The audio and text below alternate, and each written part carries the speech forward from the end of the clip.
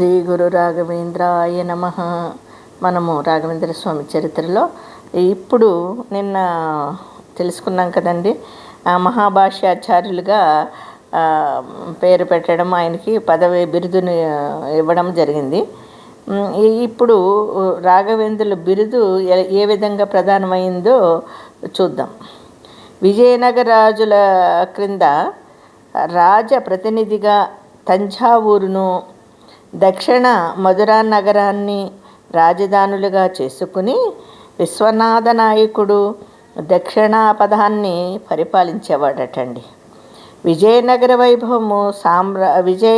వైభవ సామ్రాజ్యము అస్తమించిన తరువాత తానే రాజుగా స్వతంత్ర పరిపాలన కొనసాగించాడటండి. అక్కడ నుండి నాయకరాజుల వంశ పరిపాలన ప్రారంభించబడింది. క్రీస్తు శకము 1609 సంవత్సరం నుండి 1631 సంవత్సరం వరకు తంజావూరును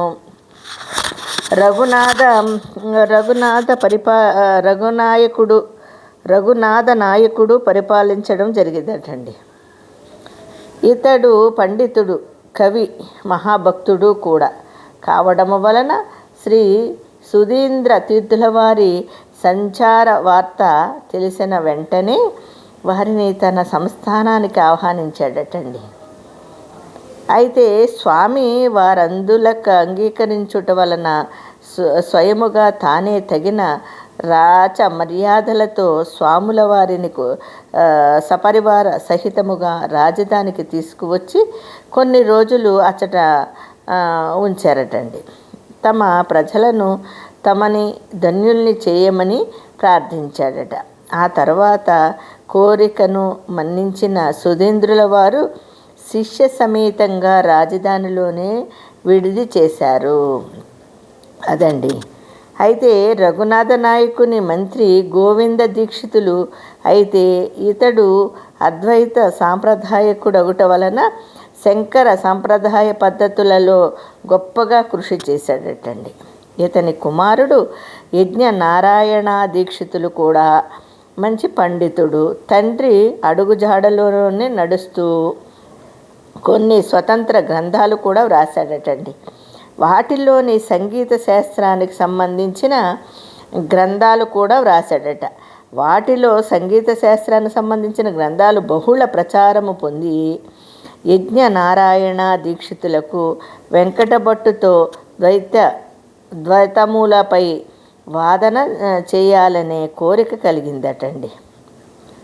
చూడండి, ఇలాగే ఉంటుంది. ఏంటంటే ఏదైనా కష్టం అనుకుంటే కష్టము, అందులో కూడా ఎంత కష్టపడాలో చూడండి. ఒక సంగీతంలో కానీ, ఒక గ్రంథ రచనలో కానీ ఏదైనా కష్టం లేకుండా ఏది ఫలితానికి రాదు. ఎన్నో ఒడిదుడుకుల్ని ఓర్చుకుని అది సాధించుకోవాలంటే దాని మీద పట్టు ఉండాలంటే సాధన చేయాలి. ఆ విధంగా ఆయన ఎన్ని రకాలుగానో ఆ పట్టుని సాధించి చివరికి చూడండి, ద్వైతములపై వాదన చేయాలని కోరిక కలిగింది. అదే విషయాన్ని సుధీంద్రుల వారికి విన్నవించి అవకాశము కలుగజేయవలసినదిగా అభ్యర్థించాడు. స్వామి వారందులకు అంగీకరించి మరునాడే వాదనకు ఏర్పాటు చేయించారు. చూడండి, ఇప్పుడు ఆయన ఒక విద్యను నేర్చుకుని దానిలోని పెద్ద పెద్ద విద్వాంసులతోనూ పోరాడి వాళ్ళ ముందు వాళ్ళు వేసే ప్రశ్నలకి ఈయన సరైన సమాధానాలు చెప్పి ఈయన గెలిచారు అన్నిట్లో. అందుకని ఈయన గ్రంథరచన కూడా చేశాడు కదా. అదేవిధంగా స్వామివారిని అడుగుతాడనమాట, నేను ద్వైతములపై వాదన చెయ్యాలని ఉంది, నేను చేస్తాను అని అడిగితే సుధీంద్రుల వారిని ఆయన అంగీకరిస్తాడు. సరే అయితే నువ్వు చెయ్యి అంటే వాదోపవాదాలు ఉంటాయి కదండి. ఇలాగే పండితులందరూ కూర్చుని ఎదురుబెదురుగా ఒకరు వేసే ప్రశ్నలకి ఇంకొకరు సమాధానాలు చెప్తూ తొనక్కుండా వెనక్కుండా తప్పులు లేకుండా చెప్పాలన్నమాట. అది పండిత వాదనల్లో అలాగ ఉంటుంది. వాటిలో పట్టుండే వాళ్ళే బాగా గెలుస్తారు. అదేవిధంగా ఈయన కోరిక కూడా చూడండి, ఆయనకి పాండిత్యం మీద ఎంత శ్రద్ధో. ఆ విధంగా ఆయన నేను ఈ పలానా ఆయనతో నేను ఇలా ఈ వాదన చేస్తానని అడుగుతాడండి.